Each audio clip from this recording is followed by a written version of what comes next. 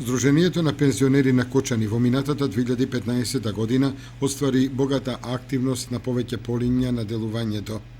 Во минатата година имаше редовна исплата и изголемување на пензиите, подобра снабденост со лекарства, како и реализирање на бањско-климатско лекување и одмор. Минатата година Здруженијето на пензионери Кочани ова право го искористиле 134 пензионери кои заминале на бањско-климатско лекување, како и 95 пензионери на викенд одмор и рекреација, но и 80 пензионери од Кочани на бањско лекување и одмор во Негорски бањи. Во изминатата година пред јавности и пред надлежните институции од државата беше представен и ревидиран проектот за изградба на регионален дом за пензионерите, кој ќе го користат пензионери од источниот регион.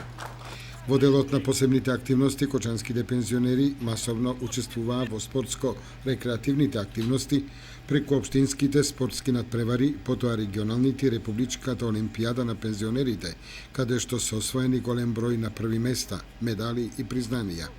Со вака солидните резултати, Здруженијето на пензионери Кочани со вкупно освоените резултати се пласира на 5-то место во конкуренција од 42 здруженија кои се надпреваруваа на 20-тите републички спортски игри во Скопје. Во делот на соработката и минатата година продолжи соработката со Здруженијата на пензионери на Кавадарци Куманово Прилеп центар од Скопје, како и организирање на екскурзии во и надвор од државата. На планот на културно-уметничките самодејности, за кои има посебен интерес кај членовите на Здруженијето на пензионери од Кочани, остварени се бројни активности, настап на општински, регионални и републички манифестации, како и гостување по различни поводи во Кавадарци и Куманово.